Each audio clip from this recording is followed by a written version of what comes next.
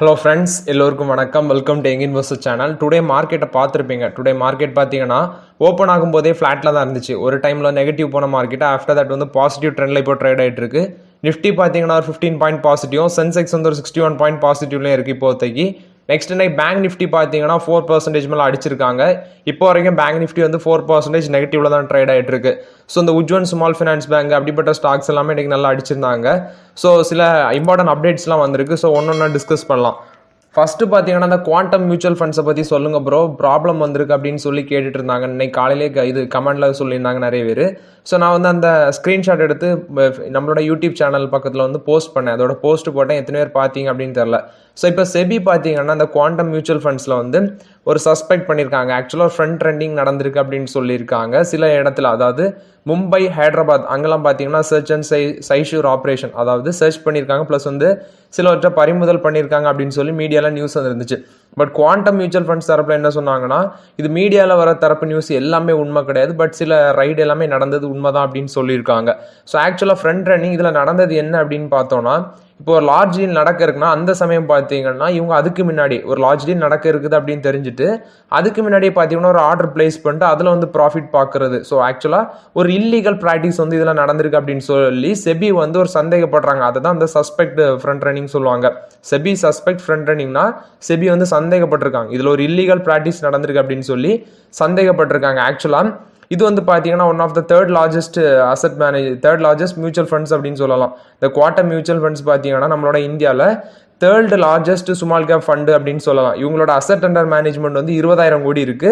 Fastest growing mutual fund இந்த country அப்படின்னு சொல்றாங்க. டோட்டல் அசெட் அண்டர் மேனேஜ்மெண்ட் பார்த்தீங்கன்னா 50,000 கோடியிலேருந்து 90,000 கோடி இந்த கலண்டர் இயரில் அலோன் பார்த்தீங்கன்னா இந்த கலண்டர் இயரில் 50,000 கோடியிலேருந்து 90,000 கோடி வரைக்கும் வளர்ந்துருக்கு இந்த மியூச்சுவல் ஃபண்ட்ஸ் அப்படின்னு சொல்கிறாங்க. ஆக்சுவலாக நம்ம வந்து 100 கோடி இருந்துச்சு 2019 100 கோடி இருந்தது. இப்போ பார்த்தீங்கன்னா 90,000 கோடி. அப்போ எவ்வளோ இதுக்கு வந்து வளர்ந்துருக்கு. நான் சொல்கிறது அந்த அசெட் அண்டர் மேனேஜ்மெண்ட் வந்து 100 கோடி இருந்தது 2019, இப்போ 90,000 கோடி வரைக்கும் வளர்ந்துருக்கு. ஸோ பார்த்தீங்கன்னா அந்த குவாண்டம் மியூச்சுவல் ஃபண்டில் சில வந்து இல்லீகல் ப்ராக்டிஸ் நடந்திருக்கு அப்படின்னு சொல்லி தான் செபி வந்து சஸ்பெக்ட், அதாவது செபி வந்து சந்தேகப்பட்டு தான் அந்த ரைட்லாம் பண்ணியிருக்காங்க. ஸோ இதுக்கு முன்னாடி பார்த்தீங்கன்னா மேபி இதில் வந்து ஃபண்ட் மேனேஜர்ஸ் அப்படி யாராவது தவறுகள் பண்ணியிருக்கலாம். ஸோ இனி வந்து செபி வந்து விசாரணை முடிஞ்சு முழு தகவல் வரும்போது தான் தெரியும். ஃபண்ட் மேனேஜர்ஸ் பார்த்தீங்கன்னா இதுக்கு முன்னாடி ஆக்சிஸ் மியூச்சுவல் ஃபண்ட்ஸோட வைரஸ் ஜோசி பார்த்தீங்கன்னா இது மாதிரி தவறு பண்ணதாட்டு செபி வந்து ஆக்ஷன் எடுத்திருந்தாங்க ஆக்சிஸ் மியூச்சுவல் ஃபண்டில். இதே மாதிரி இப்போ பார்த்தீங்கன்னா இதுலேயும் குற்றச்சாட்டு வச்சிருக்காங்க செபி. பட் வந்து உண்மை தகவல் இன்னும் வரல. ஸோ என்ன நடந்துச்சுன்னு உண்மை வந்துச்சுன்னா நான் உங்கள்கிட்ட இன்னும் அப்டேட் பண்ணுறேன். நெக்ஸ்ட் பார்த்தீங்கன்னா பவர் ஃபினான்ஸ் கார்பரேஷன், நெக்ஸ்ட் வந்து இது ஆர்இசி லிமிடெட். இந்த ஸ்டாக், இந்த ரெண்டு ஸ்டாக்மே இன்னைக்கு பார்த்தீங்கன்னா நல்லாவே ஏறி இருந்துச்சு. அதுலேயும் ஆர்இசி லிமிடெட் வந்து 2% மேலே ரேலியாக இருந்துச்சு. ரீசெண்டாக பார்த்தீங்கன்னா அந்த மார்க்கெட் கிராஷில் வந்து அந்த ஆர்இசி லிமிடெடை நம்ம கன்சிடர் பண்ணியிருந்தோம். இந்த ஷேரில் வந்து பார்க்கும்போது ரீசெண்டாக ஆர்பிஐ வந்து டிராஃப்ட் ரெட் ஹைலைன்ஸ் வந்து கொடுத்துருந்தாங்க. அதில் வந்து பார்த்தீங்கன்னா அந்த இன்ஃப்ராஸ்ட்ரக்சர் ப்ராஜெக்ட்டுக்கு ஃபினான்ஸ் பண்ணுறதுக்கான அந்த ஃபினான்சிங்க்கு வந்து ப்ராஜெக்ட் வந்து ஃபினான்ஸ் பண்ணும்போது அதை டைட்டன் பண்ணாங்க ஃபினான்ஸ் மினிஸ்ட்ரி. ஸோ இப்போ பார்த்தீங்கன்னா அதில் வந்து சில தளர்வுகள் கொடுக்கலாம் அப்படின்னு சொல்லி ஃபினான்ஸ் மினிஸ்ட்ரிலேருந்து அப்டேட் வந்திருக்கு. இன்ஃப்ராஸ்ட்ரக்சர் ப்ராஜெக்ட் வந்து இவங்க ஃபினான்ஸ் பண்ணுவாங்க. ஸோ அதில் வந்து பார்த்தீங்கன்னா முன்னாடி டைட்டண்டாக இருந்தது, டைட் பண்ணி வச்சிருந்த ஃபினான்சிங் நார்ம்ஸை இப்போ வந்து சில ரிலாக்ஸேஷன் கொடுக்கலாம் அந்த செக்மெண்ட்ல அப்படின்னு சொல்லியிருக்காங்க. ஸோ அது ஒரு பாசிட்டிவ் நியூஸை தான் எடுத்துகிட்டு பார்த்தீங்கன்னா இன்னைக்கு பவர் ஃபினான்ஸ் கார்பரேஷனும் ரூரல் எலக்ட்ரிஃபிகேஷன் கார்பரேஷனும் ஆர்இசி லிமிடெடும் ஒரு நல்ல ரேலியாக இருந்துச்சு ஸ்டாக். இது வந்து பார்த்தீங்கன்னா ஆர்இசி லிமிடெட் பவர் ஃபினான்ஸ் கார்பரேஷனை பொறுத்தவரைக்கும் பாசிட்டிவ் அப்டேட்டு. நெக்ஸ்ட் பார்த்தீங்கன்னா உஜ்வன் ஸ்மால் ஃபினான்ஸ் பேங்க். இந்த ஷேர் பார்த்தீங்கன்னா இன்னைக்கு 7% மேலே கீழே விழுந்துருந்துச்சு. 44 ரூபா அந்த ரேஞ்சு கிட்ட வந்து ட்ரேட் ஆகிட்டு இருந்துச்சு. இதெல்லாம் ஒரு ஸ்மால் கேப் ஸ்டாக்ஸ் இந்த பேங்கிங் செக்டரில். நான் வந்து ஸ்மால் கேப்பில் பார்த்தீங்கன்னா சவுத் இந்தியன் பேங்க் தான் கன்சிடர் பண்ணியிருக்கேன். அது கீழே வந்து ரொம்ப ஸ்மால் கேப்லாம் இன்னும் கை வைக்கல. ஸோ இதெல்லாம் பார்த்தீங்கன்னா ஷார்ட் டேர்முக்கு கன்சிடர் பண்ணி ப்ராஃபிட் பார்க்க வேண்டிய பங்குகள் இதெல்லாம். ஸோ வந்து லாங் டேர்முக்கு இதை வந்து நம்ம கன்ஃபார்மாலாம் இதெல்லாம் பெட் பண்ண முடியாது. உஜ்வன் ஸ்மால் ஃபினான்ஸ் பேங்க் பார்த்தீங்கன்னா அவங்களோட ஃபினான்ஷியல் இயர் 25க்கான அந்த லோன் க்ரோத் கைடன்ஸ் வந்து ரெடியூஸ் பண்ணியிருந்தாங்க. 20% ஆட்டு வச்சிருக்காங்க. நெக்ஸ்ட் பார்த்தீங்கன்னா அவங்களோட கிரெடிட் காஸ்ட்டை வந்து 1.7% ஆட்டு கம்மி பண்ணியிருந்தாங்க. ஸோ இது பார்த்தீங்கன்னா இன்னைக்கு அந்த ஷேர் ப்ரைஸ் இவங்க கொடுத்த அந்த கைடன்ஸ்னால வந்து ஷேர் ப்ரைஸ் வந்து நியர்லி 7% மேலே அடிச்சிருக்காங்க.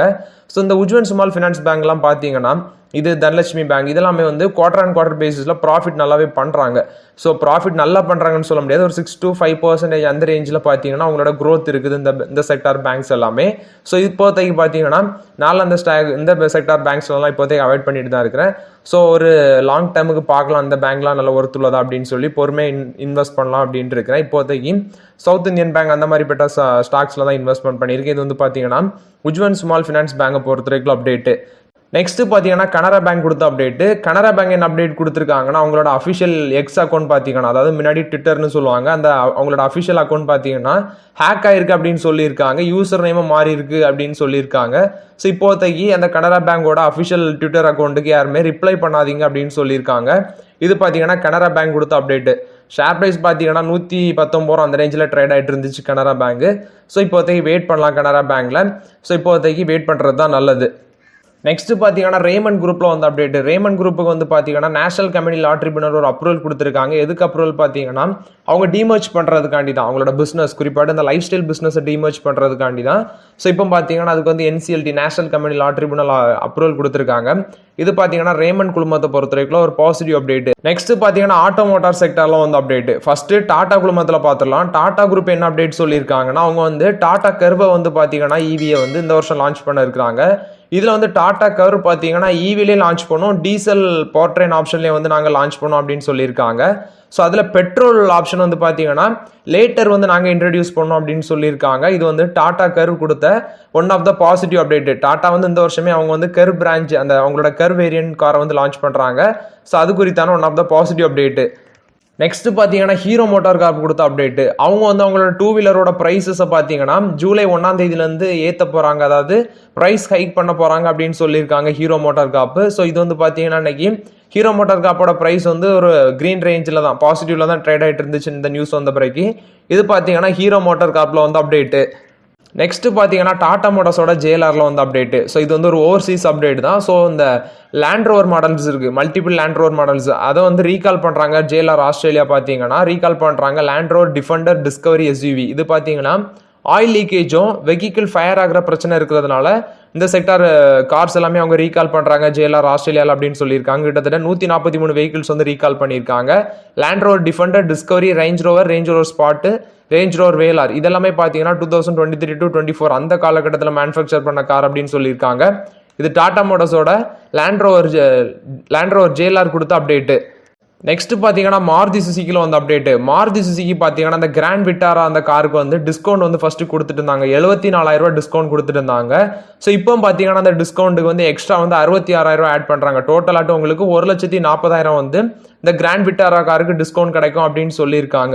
ஸோ அது மட்டும் இல்லாமல் பார்த்தீங்கன்னா இப்போ டோட்டலாட்டு 1,40,000 வந்து இந்த கிராண்ட் விட்டாரா காருக்கு வந்து உங்களுக்கு டிஸ்கவுண்ட் பெனிஃபிட் கிடைக்கும். அது மட்டும் இல்லாமல் இந்த mid and top spec delta car plus வந்து ஜெட்டா அல்ஃபா வேரியண்ட் இதுக்கெல்லாம் பார்த்தீங்கன்னா கூட 64,000 ஆஃபர் கிடைக்கும், வந்து டிஸ்கவுண்ட் இந்த செக்டார் காருக்கும் கிடைக்கும் அப்படின்னு சொல்லியிருக்காங்க.